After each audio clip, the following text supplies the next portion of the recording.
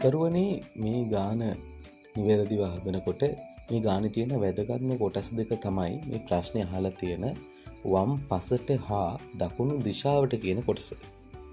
ගොඩක් ළමයි මේ ගාන හදනකොට දකුණු දිශාව වෙනුවට දකුණු පැත්ත කියන එක ගන්නවා. නමුත් මෙතන අහන්නේ දකුණු දිශාවට. අපි බලමු මේක විසඳන්නේ කොහොමද කියලා. මුලින්ම අපි මේ බණ්ඩාර ඉන්න තැන ඇඳ ගන්නවා. ඊළඟට බණ්ඩාරගේ වම් පස හා දකුණු පස කියන එක ලකුණු කරගන්න ඕන. මේක ගොඩක් වැදගත් මේ ගාන හදන්න. ඊළඟට මේ බණ්ඩාර ගමන් කරපු මාර්ගය අපි හිතනවා ටික වෙලාවකට මේක තාප්පයක් කියලා. එතකොට මේ බණ්ඩාර මේ තාප්පේ වම් පසින් හෝ දකුණු පසින් තමයි පාසල වෙත යන්න ඕන. අපේ ගාන අහන්නේ වම් පසින් නිසා එහෙනම් අපි මේ ගාන හදන්න ප්‍රයෝජනෙට ගන්නේ මේ බණ්ඩාරගේ වම් පස.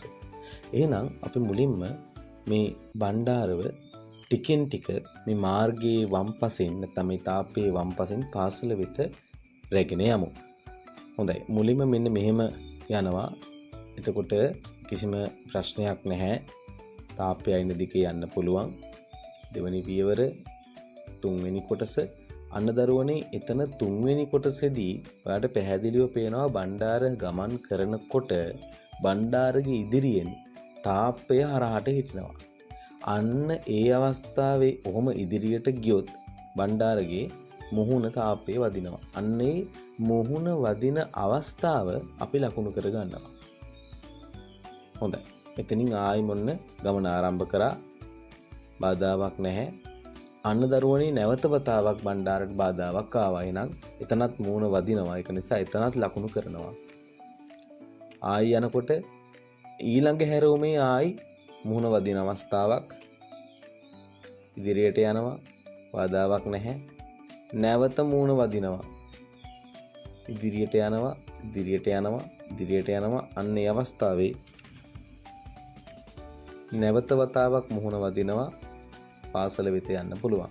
දැන් බලන්න දරුවනේ මේ මුහුණ වදින අවස්ථා ගණන තමයි අපේ මේ බණ්ඩාර කියන කෙනා වමට හැරුණු වාර ගණන. එහෙනම් මේ ගාන හැටියට බණ්ඩාර වමට හැරිලා තියෙන අවස්ථා 5කදී. පැහැදිලිද? එහෙනම් එහෙම ගත්තොත් එහෙම අපිට දීලා තියෙන උඩ තියෙන උත්තර වලින් පළමු උත්තරය සහ දෙවන උත්තරය නිවැරදි වෙනවා. හැබැයි තුන්වෙනි උත්තරය වරදිනවා. ඒක නිසා අපිට අනිවාර්යෙන් උත්තර 1 හෝ 2 තමයි අදාළ උත්තරේ වෙන්නේ. තුන්වෙනි එක අපිට මෙතෙන්දී අයින් කරන්න පුළුවන්. මොකද වමට හැරුණු වාර ගණන හරියටම අපිට 5ක් ආපු නිසා. දැන් අපි බලමු දකුණු දිශාවට මේ බණ්ඩාර ගමන් කරපු අවස්ථා ගණන. දැන් බලන්නකෝ බණ්ඩාර අපි එතනදී අපි බණ්ඩාර මේ ගමන් කරපු මාර්ගය දිශාව අනුව ලකුණු කරගමු. හොඳයි. මුලින්ම බණ්ඩාර ගමන් කරනවා ඒ ගමන් කරන්නේ උතුරු දිශාවට. මේ උතුර කියන එක පාසල කියන රූපයට ආසන්නයේ සටහන් කරලා තියෙනවා. ඒක නිසා අපිට උතුරු දිශාව අඳුර ගන්න ලේසියි. එහෙනම් මුලින්ම ගියේ උතුරට, දෙවනියට නැගෙනහිරට යනවා. නැගෙනහිර දිශාවට. ඔන්න දරුවෝ දකුණු දිශාවට යන අවස්ථාවක් එනවා. අපෙන් අහන්නේ දකුණට යන අවස්ථා ගණන. නැවත නැගෙනහිර, දකුණ, නැගෙනහිර, උතුර, නැගෙනහිර, උතුර, නැගෙනහිර, දකුණ, නැගෙනහිර. හොඳට බලන්න මෙතන බස්නාහිර දිශාවට ගමන් කරපු අවස්ථාවක් කොහෙවත් නැහැ. හේතුව නැවත ආපස්සට පැමිණීමක් මෙතන පේන්නේ නැති හින්දා. හොඳයි. දැන් අපෙන් අහන්නේ දකුණු දිශාවට ගමන් කරපු අවස්ථා ගණන. බලන්න දරුවනේ මේ සටහන අනුව දකුණු දිශාවට ගමන් කරපු අවස්ථා ගණන 3යි. එහෙමනම් පිළිතුරු වල බැලුවොත් වම් පසට හැරුණු වාර ගණන 5යි. දකුණු දිශාවට ගමන් කරපු වාර ගණන 3යි. ඒ විදිහට බැලුවහම අපිට පිළිතුර ලැබෙනවා. නිවැරදි පිළිතුරු අංකය වෙන්න ඕන පිළිතුරු අංක 2.